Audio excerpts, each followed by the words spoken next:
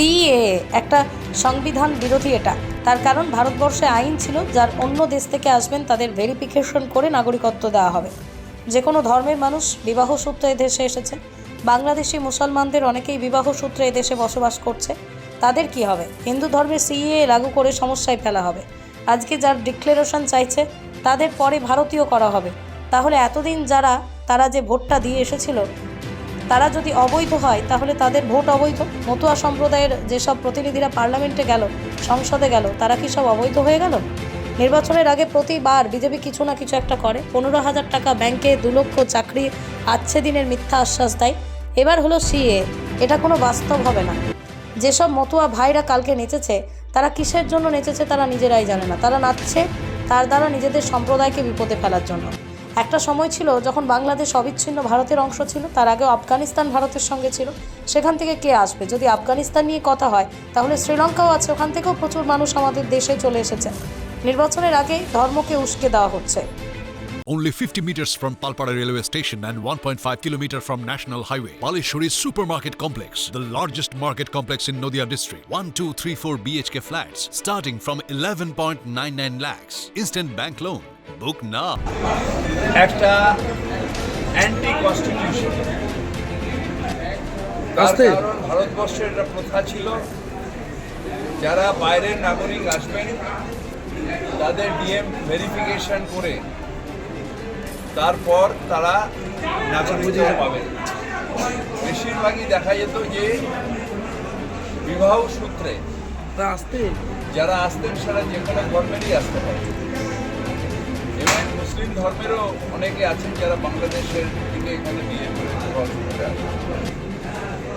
তাদের কি হবে? আর হিন্দু ধর্মে যারা সিএতে আজকে দিয়ে আবার তাদের অনিশ্চয়তা ফেলবার চেষ্টা করছে বিজেপি সরকার, তারা কেন করবে?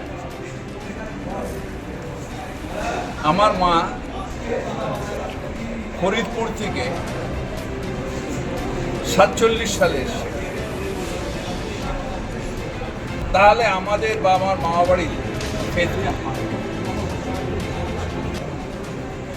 আমাদের বহু এরকম জানাশোনা আছে যারা ওই সময় থেকে নিয়ে আজ পর্যন্ত বহু জায়গায় সিএতে পড়বে না, তার কারণ তারা ভারতের নাগরিক।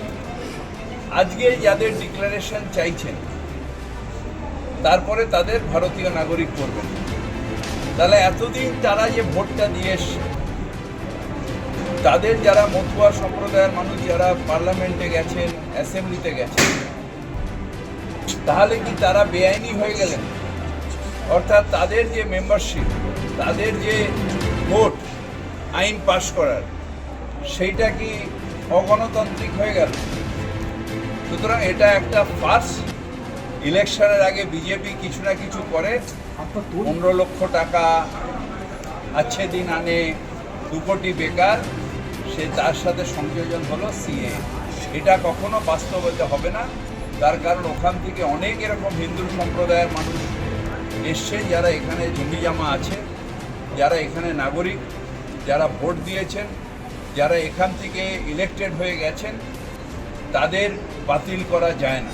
তাদের নাগরিকত্ব যাই ধরুন আজকে যে সিএতে অ্যাপ্লাই করলো, তাহলে তার আগের ভোটগুলো তারা যেটা দিয়েছে, ইভেন 14 সালে মোদি সাহেবকে যে ভোটটা দিয়েছে সেটা তাহলে বাতিল হবে। আর যদি নাগরিকত্ব তখন না থাকে, নতুন করে নাগরিকত্ব নিতে হয়, তাহলে সেটা বাতিল হবে।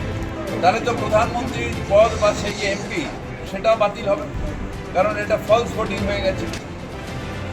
সেইগুলো হচ্ছে ইলেকশনের আগে কিছু কিছু মতুয়া ভাইকে কালকে যারা নেচেছেন বিজেপি অফিসে, তারা কিসের জন্য নাচছেন নিজেরাই জানেন। তারা নাচছেন নিজেদের সম্প্রদায়কে বিপদে ফেলার নাচ।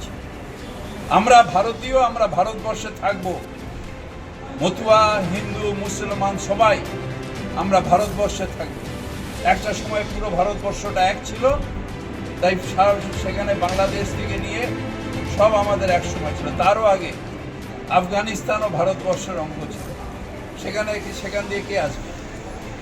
তাহলে যদি আফগানিস্তান হয় তাহলে শ্রীলঙ্কা কেন নয়? শ্রীলঙ্কার থেকে প্রচুর এরকম হিন্দু ভাইয়েরা আছে যারা পালিয়ে চলে এসেছে। তারা কেন নয়? যদি তারা না হয় তাহলে নেপাল কেন নয়? ভুটান কেন নয়? কেন ধর্মের ভিত্তিতে ইলেকশনের আগে সুরসুরি কেন?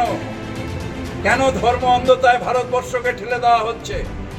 কেন ধর্মের ঊর্ধ্বে না দাঁড়িয়ে কেন আমরা বলতে পারবো না যে আমরা সবাই ভারতীয়, আমরা সবাই ভারতবর্ষের মানুষ, আমরা গর্বের সাথে জনগণ মন অধিনায়ক জয় হয়ে ভারত ভাগ্য বিধাতা, এটা কেন গর্বের সাথে বলতে পারবো? নদিয়া জেলার সবথেকে বড় বিল্ডার্স চাকদার মা মনসা বিল্ডার্স রড ও সিমেন্টের পাইকারি ও খুচরো বিক্রেতা। মা মনসা বিল্ডার্স পদ্মবিলা, চাকদা, নদিয়া। রড কেনাকাটায় থাকছে ডিসকাউন্ট অফার। মা মনসা নদিয়ার সব থেকে বড় English medium school JRS public school প্রায় ৩৫ বিঘা জমির ওপর গড়ে উঠেছে বিশাল ক্যাম্পাস। নার্সারি থেকে শুরু করে উচ্চ মাধ্যমিক, ITI college, law college, B Ed college, ভর্তি চলছে। জেআরএস পাবলিক স্কুল কোথায় ইনভেস্ট করবেন, কেন করবেন বুঝতে পারছেন না তো? সঠিক গাইডলাইন পেতে আজই আসুন নদিয়ার চাকদাতে নিবেদিতা প্রাইভেট লিমিটেডে। Nivedita private limited, marketing and distribution service. Balcony বা সিঁড়ির রেলিং, মডিউলার কিচেন বা ড্রয়িং রুম, এক কথায় আপনার স্বপ্নের বাড়িকে করে তুলুন আরো সুন্দর। Chakdah ply centre, gorgeous look বা কোয়ালিটি সবে 3 number 1 Chakdah ply centre. Chakdah ply centre, KBM, Chakdah, Nadia. হোমওয়ার্কটা করেছো? হ্যাঁ স্যার। এ বাবা, ভুল করেছো কেন? চোখে কেমন ঝাপসা দেখছি, লিখতে আর পড়তে খুব সমস্যা হচ্ছে। চাকদার মডার্ন অপটিক্স থেকে ভালো চোখের ডাক্তার দেখিয়ে নাও। প্রতিদিন প্রকৃত চোখের ডাক্তার ও দৃষ্টি বিশেষজ্ঞ মডার্ন অপটিক্স চাকদহে। স্যামসাং, জিও, রিয়েলমি, নদিয়ার একমাত্র অথরাইজড ডিস্ট্রিবিউটর ঘোষ কমিউনিকেশন, থানার মোড়, চাকদা, নদিয়া।